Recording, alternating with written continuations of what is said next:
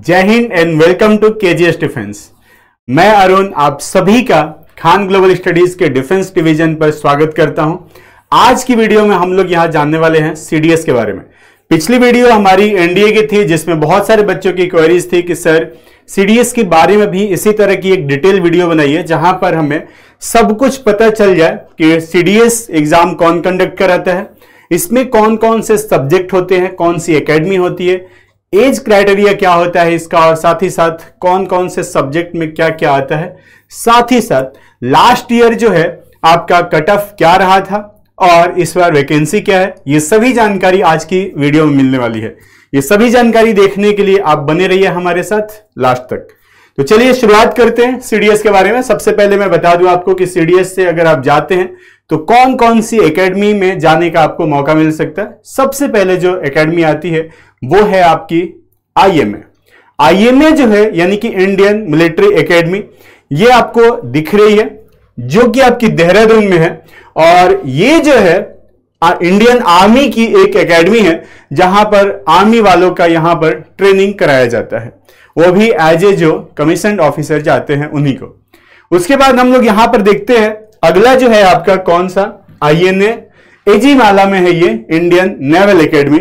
यहां पर जो है वो सीडीएस के थ्रू जो कैंडिडेट जाते हैं उनको भी यहां ट्रेनिंग कराया जाता है, और इसके साथ और भी एक चीज होता है कि जो भी कैंडिडेट नेवी से 10+2 जो कैडेट एंट्री आती है उससे जाते हैं उनकी भी ट्रेनिंग यहीं पर होती है। उसके अलावा एनडीए से जो कैंडिडेट 3 इयर्स आपका एनडीए में ट्रेनिंग करते हैं, देन लास्ट ईयर जो है वो 1 साल के लिए जाते हैं आईएमए वाले आईएमए, और आईएनए वाले जाते हैं आईएनए। इसके बाद से हमारा अगला जो आता है वो है आपका कौन सा, एएफए यानी कि एयरफोर्स एकेडमी।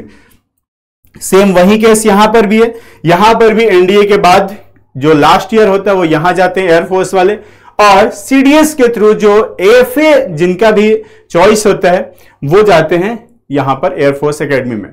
देन एक आता है आपका ओटीए जो कि है ऑफिसर्स ट्रेनिंग एकेडमी। ये जो है आपका आर्मी के लिए होता है, और जितनी भी फीमेल कैंडिडेट होती हैं वो सभी यहीं पर जाती हैं। पहले जो है आपकी ओटीए 2 हुआ करती थी, अभी भी है, लेकिन ट्रेनिंग जो है अब सिर्फ एक ही पर होते हैं, वो है आपका चेन्नई वाला।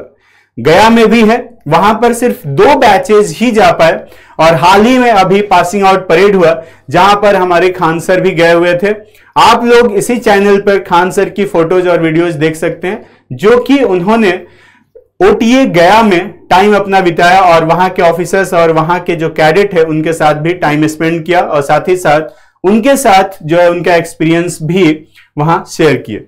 चलिए तो आगे बढ़ते हैं। यहां के बाद अब जानते हैं हम लोग यहां थोड़ा सा सीडीएस के बारे में कि सीडीएस है क्या। सीडीएस की अगर मैं बात करूं तो सीडीएस को भी जैसा कि एनडीए है उसी तरह से इसको भी यूपीएससी कंडक्ट कराती है, और यहां पर आपके 4 जगह कैंडिडेट जा सकते हैं, आईएमए, आईएनए, एफए और ओटीए। उसके अलावा अगर मैं बात करूं तो सबसे पहले जो सीडीएस एग्जाम कंडक्ट हुआ था वो हुआ था 1951 में।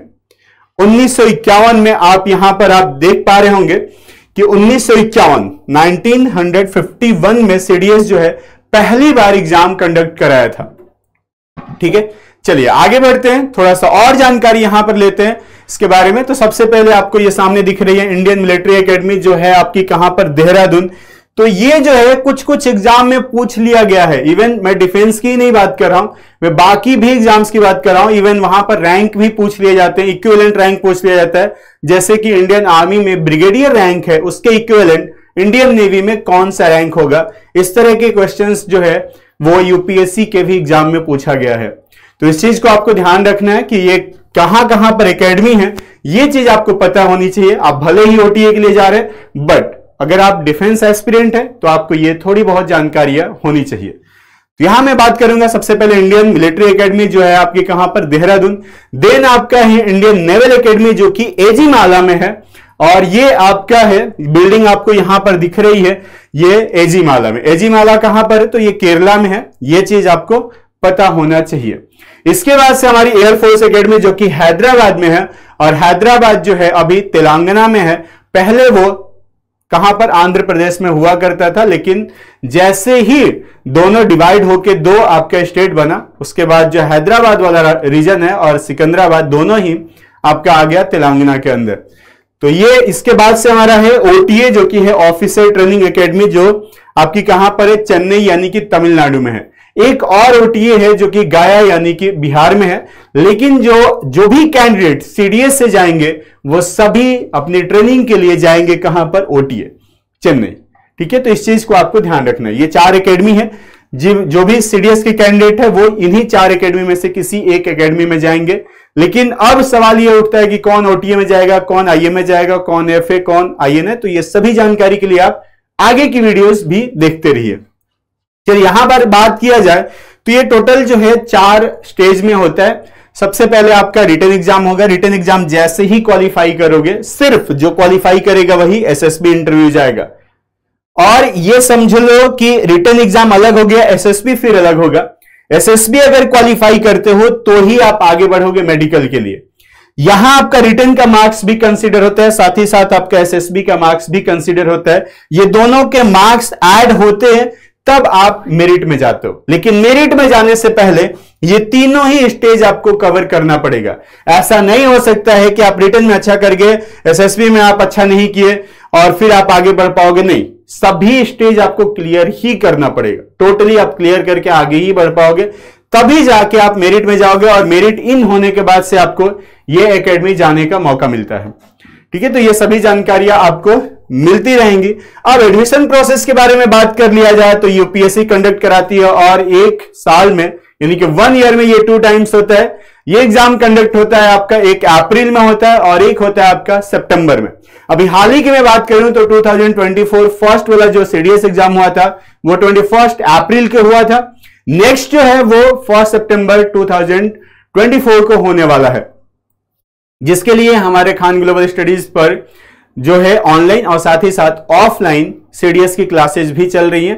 तो ऑफलाइन क्लासेस के लिए आप देहरादून हमारे सेंटर पे जा सकते हैं, जहां पर आईएमए भी है और वहां से आप जो है, और साथ ही साथ एएफएसबी भी है वहां पर देहरादून में, तो वो भी एक सेंटर भी है। तो देहरादून अगर देखा जाए तो एक हब है डिफेंस के एस्पिरेंट के लिए। आप वहां जाके हमारे सीडीएस बैच भी ज्वाइन कर सकते हो।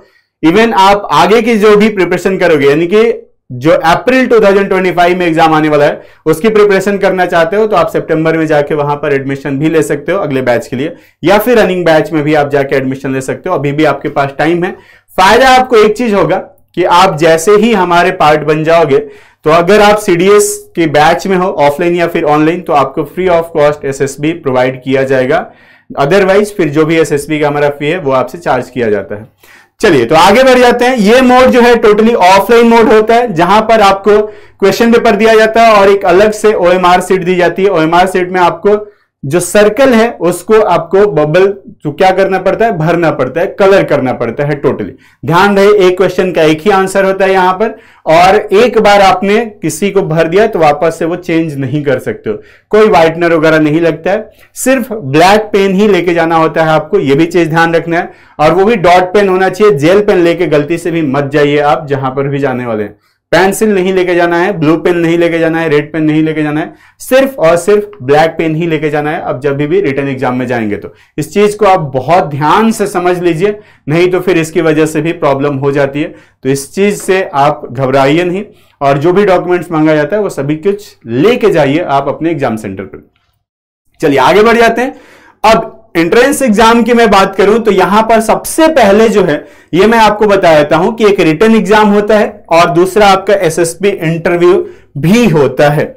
अगर मैं रिटन की बात करूं तो ये हमारी पूरी रिटन की टीम है। यहां पर आप देख पा रहे होंगे हमारे खान सर हैं, प्रियांशु सर, प्रशांत सर, अमृता मैम, यहां पर नीरज सर, यहां है आशीष सर, देन शुभांकर सर। इस साइड अगर देखा जाए तो हमारे रवि सर, अमरेन सर, यहां आपकी आर्या मैम, विनीत, ये विपिन सर हो गए, ज्ञान सर, सुकेश सर और रुचेश सर। ये टोटल हमारी रिटन के जो ऑनलाइन प्लस ऑफलाइन टीचिंग करते हैं ये सर लोग हैं। और हमारी एसएसबी टीम अगर देखोगे तो मेजर जनरल रिटायर्ड है सर एमपी सिंह सर, ये आपके इंटरव्यूइंग ऑफिसर। हमारे जो है यहां पर आप देख पा रहे होंगे कर्नल विनोद अवस्थी सर, सेना मेडल, जो कि जीटी ऑफिसर हैं। जेबी मदर सर हमारे यहाँ साइकोलॉजिस्ट है। मैं आपको यहाँ पर OIR पढ़ाते हुए नजर आऊंगा और आर्या मैम आपको मिलिट्री और डिफेंस से रिलेटेड नॉलेज आपको देते हुए नजर आएंगे। तो ये आप देख पा रहे होंगे यहाँ पर कि ये जो एग्जाम है वो होता है कितने में, तो 3 सब्जेक्ट होते हैं, लेकिन किसके लिए, सिर्फ IMA, INA और AFA। पहला जो पेपर होता है वो इंग्लिश का पेपर होता है, जो सुबह 9 बजे से लेकर 11 बजे तक 2 घंटे का पेपर होगा आपका। तो 9 to 11 जो है आपका चलता है इंग्लिश का पेपर। देन आपका जनरल नॉलेज का एग्जाम होता है, वो होता है आपका 1 घंटे बाद, यानी कि 12 to 2। देन आपका लास्ट जो होता है 1 घंटे के बाद और शुरू होता है, जो कि शाम में आपका 3 बजे से लेकर 5 बजे तक, 3 PM to 5 PM तक आपका मैथमेटिक्स का एग्जाम होता है। लेकिन वो सिर्फ और सिर्फ किसका, IMA, INA और AFA के कैंडिडेट के लिए होता है, और ये सिर्फ मेल ही भर सकते हैं इसके लिए। फीमेल के लिए जो है वो IMA, INA और AFA अभी तक अलाउ नहीं है। इससे पहले भी आपका देखा जाए तो एनडीए में सिर्फ मेल जाते थे, लेकिन अब जो है फीमेल भी जाने लगी है। तो इन फ्यूचर जो भी है चेंजेस आ सकते हैं, बट अभी तक ऐसा चेंज नहीं है। चलिए आगे देखते हैं। अब मैं यहां पर OTA के बारे में बता देता हूं, जो कि फीमेल जाएंगी और साथ ही साथ मेल कैंडिडेट भी जाते हैं OTA के लिए। तो इसमें जो है सिर्फ 2 ही सब्जेक्ट होंगे। एक होता है आपका इंग्लिश, जो कि 9 से 11 वही टाइमिंग, और 12 से 2 आपका जीके यानी कि जनरल नॉलेज होगा। अब OTA वाले कैंडिडेट जो हैं वो कब, 12 से 2 के बाद से आपका क्या करेंगे, आ जाएंगे वो वापस। उन्हें जो है थर्ड पेपर देने की जरूरत नहीं होती है।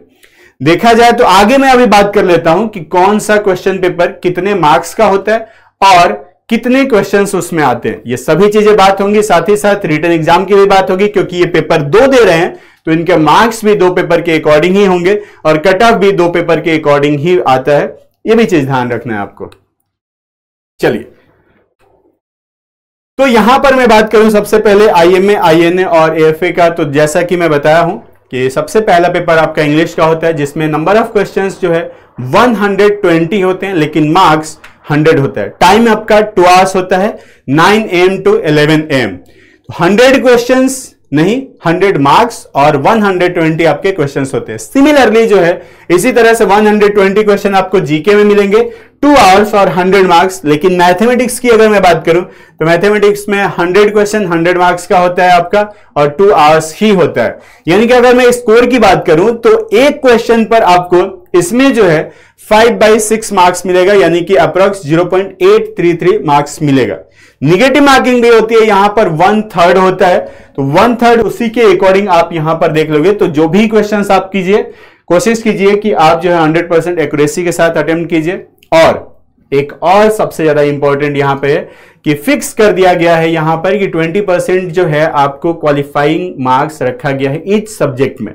यानी कि मैथमेटिक्स में, जीके में, इंग्लिश में, सभी में आप अगर क्वालिफाइंग मार्क्स यानी कि 20% आपका स्कोर होना चाहिए।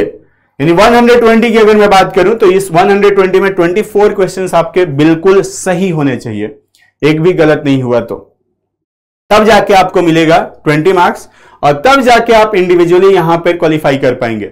अगर आपने ओवरऑल 150 मार्क्स लेके आए हैं, लेकिन आपका जीएस में अगर 19 मार्क्स है, तो फिर आप डिस्क्वालीफाई हो जाएंगे रिटर्न से। ये क्राइटेरिया होती है यहाँ की, ठीक है। तो इस चीज को आप बिल्कुल ध्यान से एकदम माइंड में रखिए कि सभी सब्जेक्ट में इंडिविजुअली जो है कट ऑफ क्लियर करना होगा, जो क्वालिफाइंग मार्क्स है, और उसके बाद जो है ओवरऑल जो कट ऑफ आता है वो भी क्लियर करना जरूरी होता है।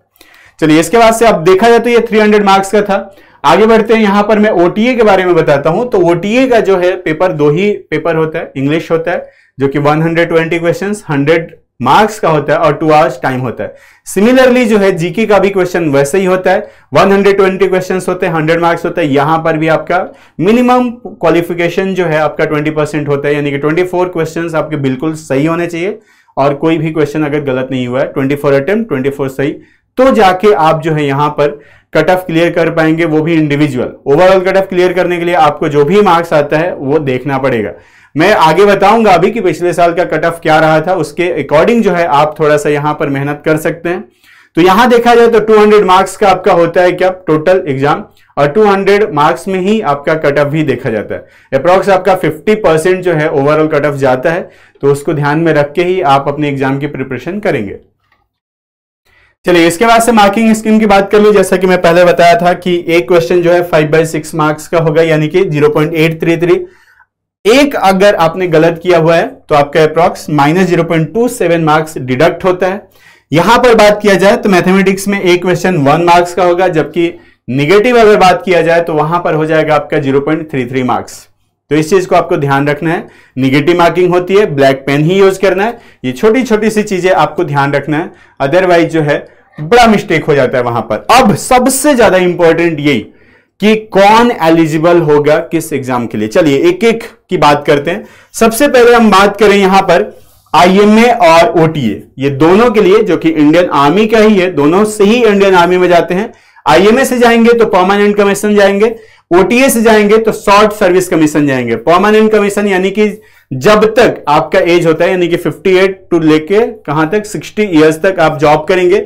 लेकिन ओटीए में क्या होता है, शॉर्ट सर्विस कमीशन होता है, यानी कि 10 इयर्स की आपकी जॉब होती है, प्लस 2 इयर्स जो है एक्सटेंशन मिलता है गवर्नमेंट ऑफ इंडिया की तरफ से, और 2 इयर्स जो है एक्सटेंशन और आप ले सकते हैं, यानी कि 10 + 2 यानी कि 14 इयर्स आप मैक्सिमम जॉब कर सकते हैं। जब आप शॉर्ट सर्विस कमीशन के लिए जाएंगे तो देन आपको वहां से रिटायरमेंट दे दिया जाएगा। तो ये दोनों ही इंडियन आर्मी में है, दोनों में डिफरेंस सिर्फ इतना सा ही है। अब होना क्या चाहिए, तो नॉर्मली आप ग्रेजुएट होने चाहिए, डिग्री फ्रॉम और रिकॉग्नाइज्ड यूनिवर्सिटी और इक्विवेलेंट। आपको डिग्री बस चाहिए, मतलब आप ग्रेजुएशन चाहिए आपका। अपेयरिंग वाले भी भर सकते हैं और साथ ही साथ जो ग्रेजुएट हो चुके हैं वो भी भर सकते हैं। तो ये दोनों ही कैंडिडेट जो है यहां पर एलिजिबल है। आप चाहे बीए किए हैं या बीकॉम किए हैं या बीटेक किए हैं या बीएससी किए हुए हैं, कोई भी आप ग्रेजुएशन की अगर डिग्री किए हुए हैं तो आप इस एग्जाम के लिए एलिजिबल होंगे। और सिर्फ आपका कौन सा, आईएमए और ओटीए। ओटीए के लिए सिर्फ गर्ल्स जो है सिर्फ ओटीए के लिए होंगे, लेकिन बॉयज जो है आईएमए और ओटीए दोनों के लिए एलिजिबल होते हैं। तो इस चीज को आपको ध्यान रखना है। देन यहां पर आता है आपका क्या, इंडियन नेवल एकेडमी यानी कि आईएनए। इसके लिए कंपलसरी है कि आपकी डिग्री जो है वो इंजीनियरिंग डिग्री होनी चाहिए। देख पा रहे हैं यहां पर, degree in engineering from a recognised university और इक्विवेलेंट। तो ये आपके लिए जो है जरूरी है। इंजीनियरिंग डिग्री वाले ही सिर्फ जा पाएंगे कहां पर, इंडियन नेवल एकेडमी यानी कि आईएनए।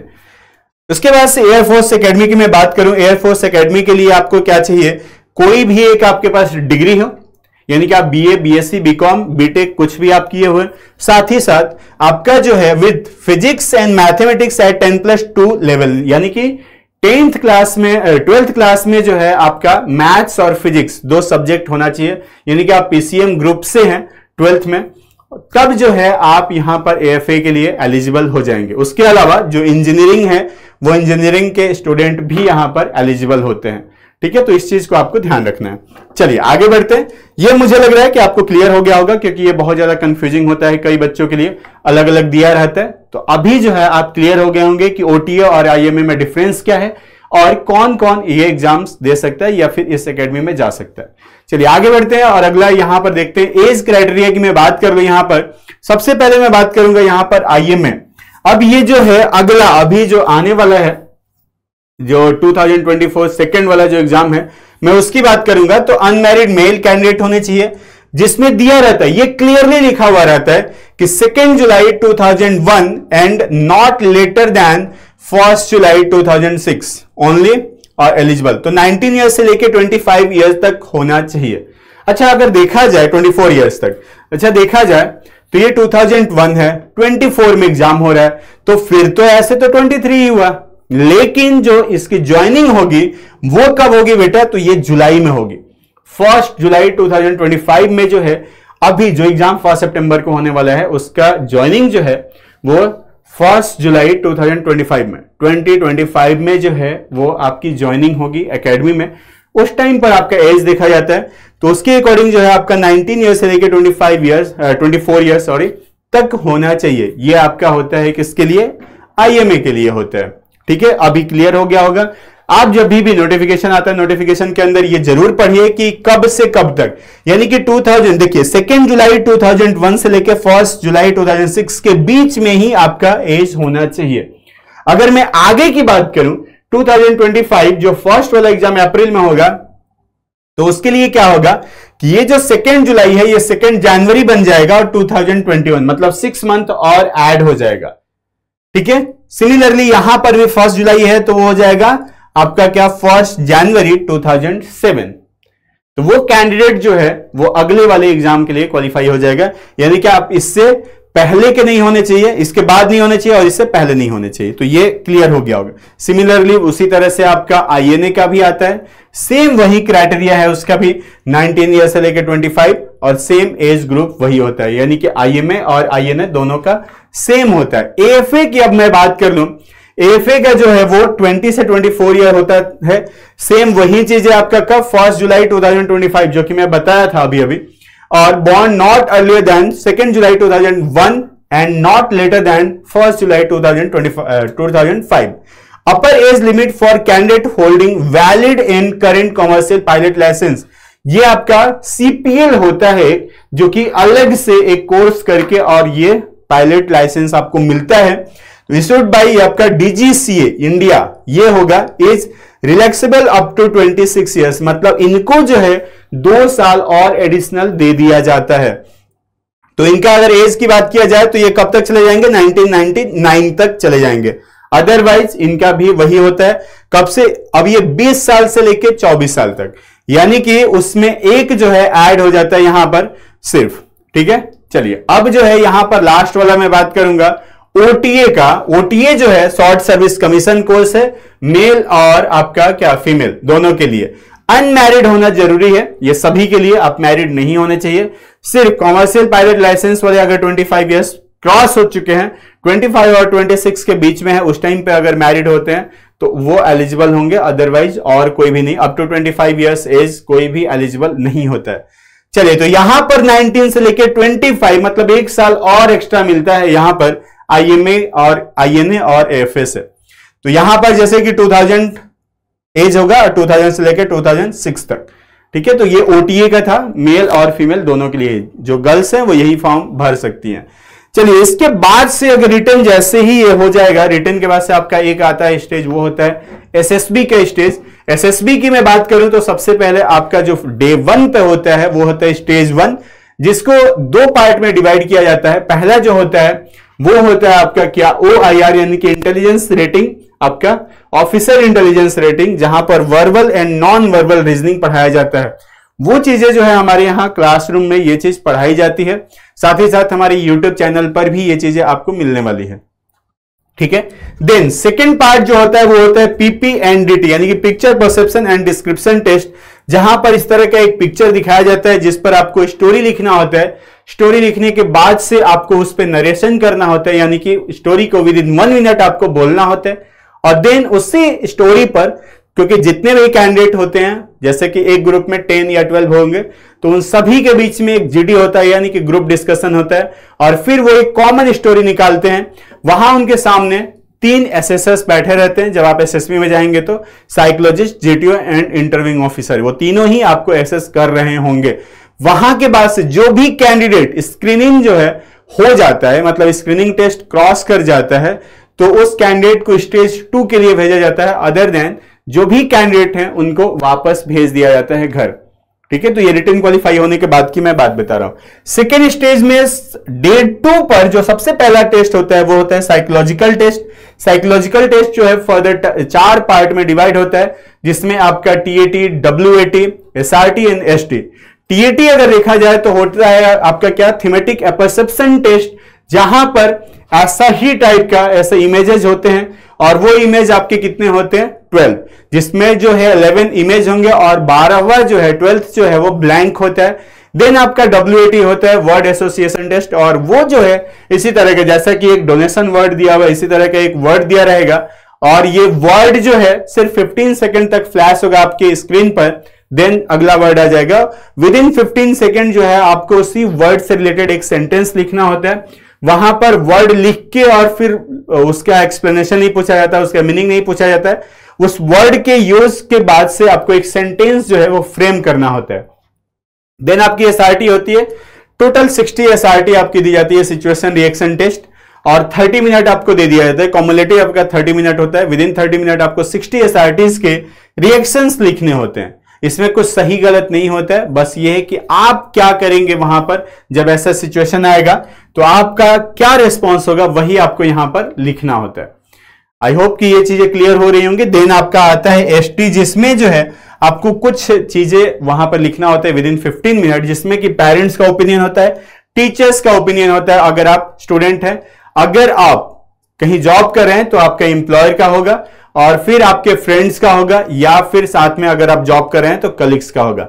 देन आपका खुद का ओपिनियन होता है, और फिर आपका एम जो है या इंस्पिरेशन या फिर नया कौन सी क्वालिटी आप एडॉप्ट करना चाहेंगे, यानी कि इन फ्यूचर की बात होती है, वो भी चीजें मेंशन होती है। तो टोटल जो है 5 पॉइंट पर आपको यहां पर क्या करना होता है, लिखना होता है। वर्ड लिमिट कोई फिक्स नहीं होता है, इस चीज को आपको ध्यान रखना है। बस ये है कि आप जो है अपनी बात को, अपने पॉइंट्स को वहां पर विद इन टाइम रख पा रहे हैं तो फिर जिंदा है आप।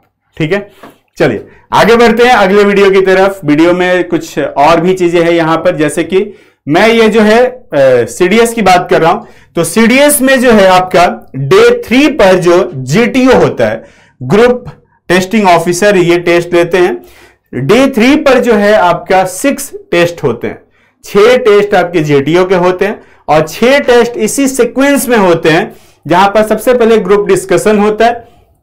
कुछ ऐसे ही सर्कल में बैठते हैं कैंडिडेट, और जीटीओ ऑफिसर वहां पे खड़े होते हैं, जैसा कि हमारे ये जो है कर्नल विनोद अवस्थी सर यहां पे जीटीओ की प्रैक्टिस करा रहे हैं कैंडिडेट्स को।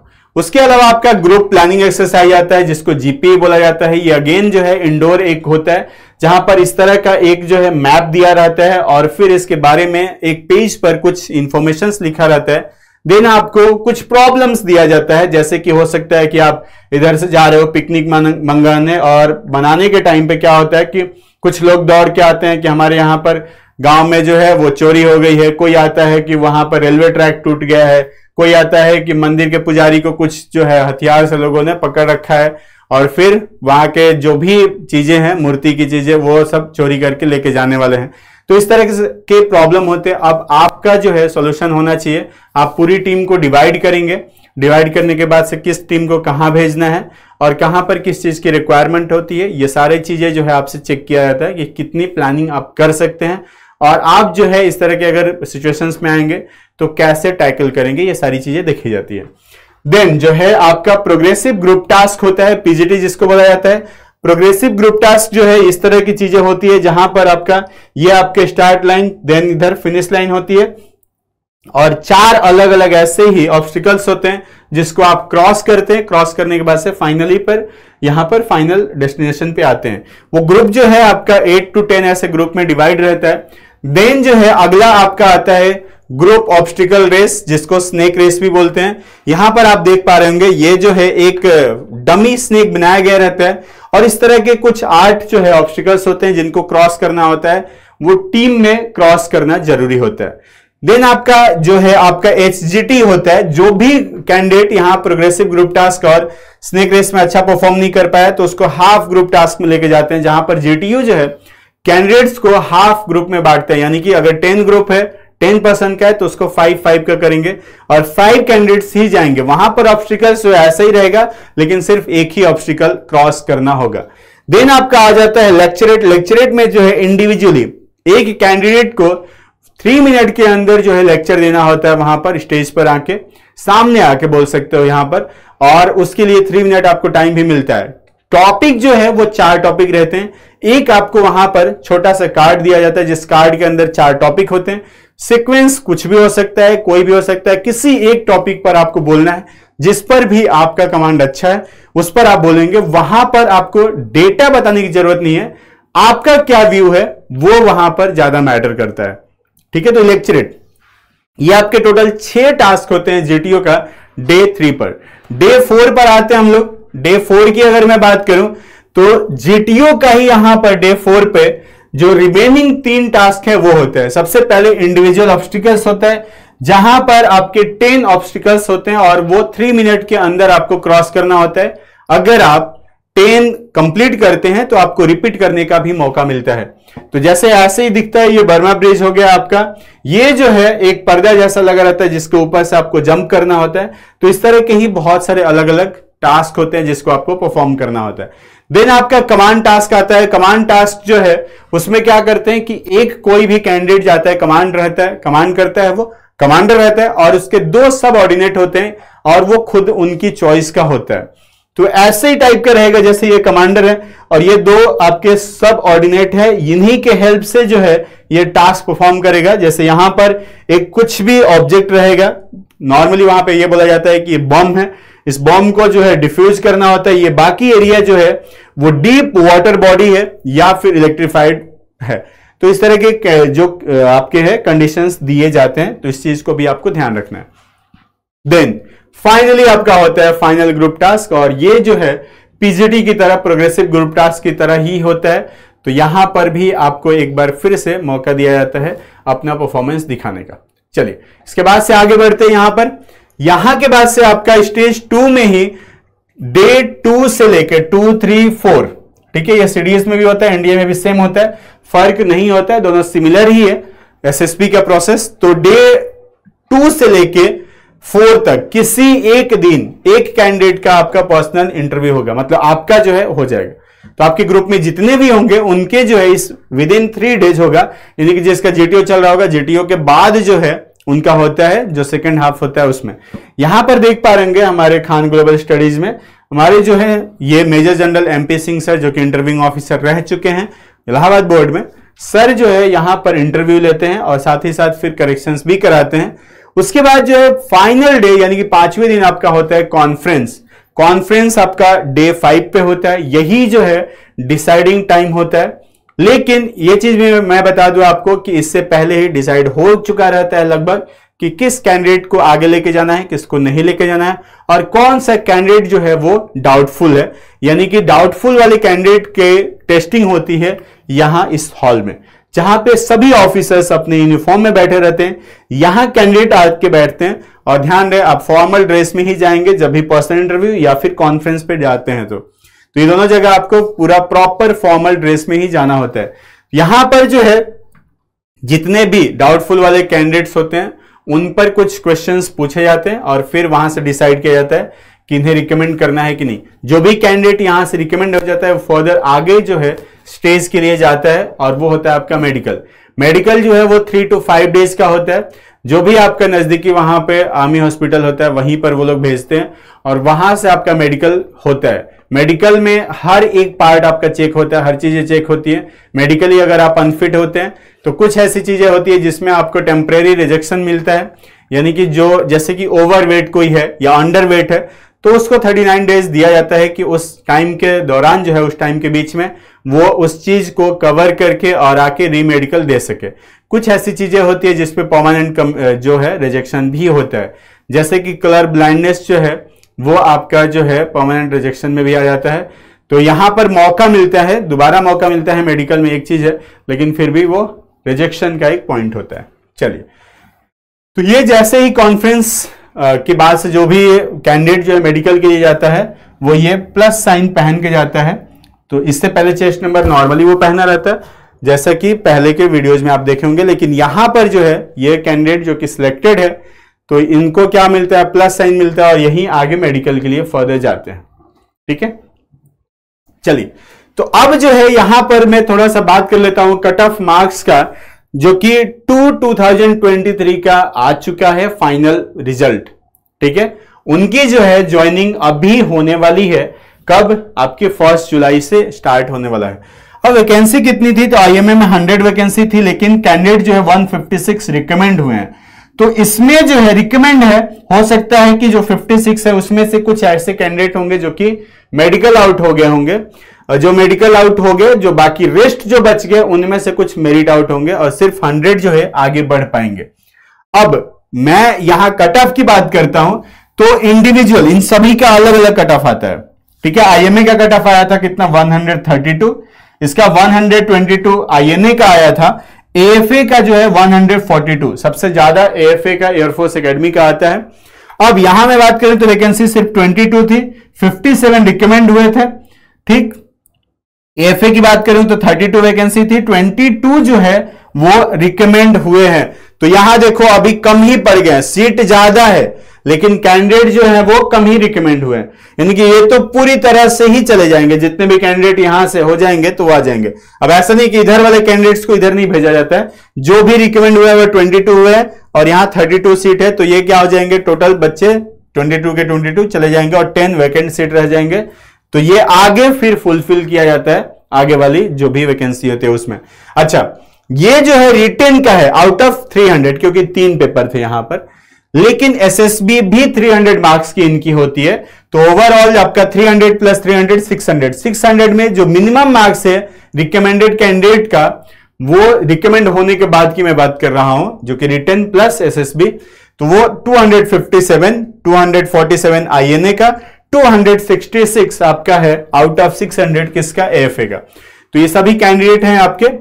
अब चलिए आगे बढ़ते हैं यहां पर, और आगे जो है ओटीए का भी पार्ट बाकी है, तो ओटीए को हम लोग देख लेते हैं। मेन और वुमेन दोनों के लिए आपका अलग अलग है, वैकेंसी 170 है। कट ऑफ सेम जाता है यहां पर, क्योंकि मेन और वुमेन को दो तरह से नहीं देखा जाता, यहां पर सब बराबर हैं। यहां पे कोई भी रिजर्वेशन नहीं होता है, ना ही आपके फिजिकली हैंडीकैप्ड यहां पर अलाउ होते हैं, ना ही एससी एसटी, ना ही ओबीसी, और ना ही मेल फीमेल में डिफरेंस होते हैं। सब यहां पर एक ही क्राइटेरिया पर रखे जाते हैं, हाइट से लेके वेट सब कुछ, ठीक है। चलिए, तो 101 जो है वो कट ऑफ गया था 200 में से। अच्छा, 170 आपके कितने थे ये इसमें वैकेंसी थी, 242 रिकमेंड हो गए थे। सिमिलरली अगर ओटीए वुमेन की बात किया जाए तो सिर्फ 17 सीट थे, 105 रिकमेंड हुई थी यहां पर कैंडिडेट, और कट ऑफ सेम था।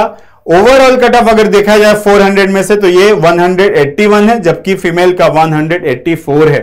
तो ये कट ऑफ यहां पे वैरी कर जाता है, क्योंकि एसएसपी के मार्क्स जो है वो अलग होते हैं, वैकेंसी भी अलग होती है, रिटर्न सेम होता है दोनों का ही, ठीक है। चलिए, नंबर ऑफ वैकेंसी की बात कर लिया, 2024, जैसा कि मैं बताया था यहां पर आप देख पा रहे होंगे कि आईएमए में कितने 100, जिसमें 13 जो है वो एनसीसी वालों के लिए है, जो आर्मी विंग होल्डर है, सिर्फ उनके लिए, ठीक है। यहां पर आईएनए 32 है, यहां पर 6 वैकेंसी जो है वो एनसीसी सर्टिफिकेट वालों का है, नेवल एकेडमी जो भी नेवल विंग वाले। एएफए आपके 32 including 3 vacancy for NCC certificate air wing holder. उसके अलावा ओटीए मेन के लिए 276 सीट और ओटीए वुमेन के लिए 19 सीट। ओवरऑल देखा जाए तो 459 सीट है आपका 2024, जो कि सितंबर में एग्जाम होने वाला है 1 सितंबर को, ठीक है। चलिए, तो अब जो है यहां पे मैं बताता हूं कि क्या क्या रिक्वायरमेंट होती है एक कैंडिडेट के अंदर जो कि जाता है एसएसबी देने या फिर defence as a defence officer, as a commission officer जाता है। तो उसे ये 4 फैक्टर्स पे काम करना होता है। चारों फैक्टर जो है फर्दर डिवाइड होते हैं कुछ ऑयल क्यूज में, जिसको ऑफिसर लाइक क्वालिटीज बोला जाता है। जो फर्स्ट सबसे पहला जो होता है फैक्टर, वो होता है आपका माइंड, यानी कि मेंटली आप कितने स्ट्रांग है, वो चीज चेक करने के लिए आपको ये 4 टेस्ट या 4 पैरामीटर है जिसको जज किया जाता है आपके एसएसएस के द्वारा। सबसे पहले यहां पे effective intelligence, then reasoning ability, then organising ability और पावर ऑफ एक्सप्रेशन यानी कि कम्युनिकेशन स्किल। ये सभी चीजें आपकी फैक्टर 1 में आती है, माइंड में आती है। देन फैक्टर 2 आता है आपका हार्ट, यानी कि आप दिल से कितने मजबूत है वो चीजें। तो सोशल एडॉप्टेबिलिटी होती है, कोऑपरेशन होता है, सेंस ऑफ रेस्पॉन्सिबिलिटी होती है यहां पर। ये सभी चीज जो है आप दिल से सोचते हैं, मन से सोचते हैं। वह फैक्टर 3 यानी कि गट्स, आपके अंदर कितना गट्स है वो चीज। इनिशिएटिव होता है, सेंस ऑफ कॉन्फिडेंस होता है, ठीक है। देन आपका सेल्फ कॉन्फिडेंस, देन आपका स्पीड ऑफ डिसीजन, कितना जल्दी आप डिसीजन ले पाते हैं। Then ability to influence the group, आपके अंदर कैसी एबिलिटी है, क्या आप ग्रुप को जो है इन्फ्लुएंस कर पाते हैं कोई भी चीज के लिए, तो वो भी आपके ऊपर डिपेंड करता है। उसी तरह से आपका लाइवलीनेस भी आता है। देन आपका लास्ट आता है लिम्स, यानी कि लिम्स अगर देखा जाए तो आपके आर्म्स और लेग, इसकी बात किया जाता है, उन्हीं को बोला जाता है लिम्स, यानी कि पर, पंख बोला जा सकता है। उसके लिए क्या चाहिए, डिटर्मिनेशन, करेज और स्टेमिना। ये 3 चीजें होनी चाहिए जिस भी कैंडिडेट के अंदर ये है। सभी 15 जो ऑयल क्यूज है, तो वो कैंडिडेट जो है वो कहां फिट बैठता है, एक ऑफिसर के रूप में फिट बैठता है। तो ये सारी चीजें आपके अंदर से चेक की जाती है, और यही सब चेक करने का जो पैरामीटर होता है वो होता है एसएसबी के अंदर। एसएसबी 3 एसएसएस में डिवाइड होती है, जहां पे साइकोलॉजिस्ट आपके, इंटरव्यूइंग ऑफिसर और जीटीओ ऑफिसर जज करते हैं आपको, ठीक है। इसके अलावा मैं थोड़े से कुछ एलुमनी की बात कर लूं यहां पर कि कौन कौन से हैं। तो सबसे पहले इनके बारे में आप सभी जानते होंगे, इनके ऊपर जो है मूवी भी बन चुकी है, शेरशाह, जो है कैप्टन विक्रम बत्रा जी, जिनको परमवीर चक्र मिला हुआ है, ये जो है सीडीएस क्वालिफाई करके और गए थे 1996 में, इन्होंने सीडीएस क्वालिफाई किया था और ये आईएमए ज्वाइन किए थे। तो ये हैं परमवीर चक्र विक्रम बत्रा जी, जो कि हमारे आईएमए के एक एलुमनाई हैं। इसके बाद से मैं यहां बात करूंगा, ये कोमोडोर अरविंद सिंह, जो कि यहां पर इनको महावीर चक्र मिला हुआ है। परमवीर चक्र के बाद का ही होता है, ये ब्रेवरी होता है, ब्रेव सन ऑफ इंडिया, इनको मिला हुआ है क्या, महावीर चक्र। और साथ ही साथ आपको इनको क्या मिला है, नेवल मेडल भी मिला है। ये आईएनए यानी कि इंडियन नेवल एकेडमी के एलुमनाई हैं। तो ये कोमोडोर रैंक्स के थे ये, ठीक है।